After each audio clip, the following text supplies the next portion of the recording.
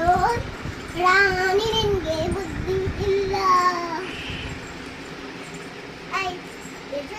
ಸ್ವಲ್ಪ ಹೊರಗಡೆ ಅಯ್ಯೋ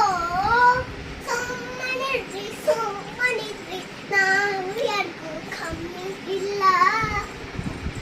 ನಾವೇ ಚೆನ್ನಾಗಿ ಸುಮ್ಮನೆ ಅಲ್ಲ.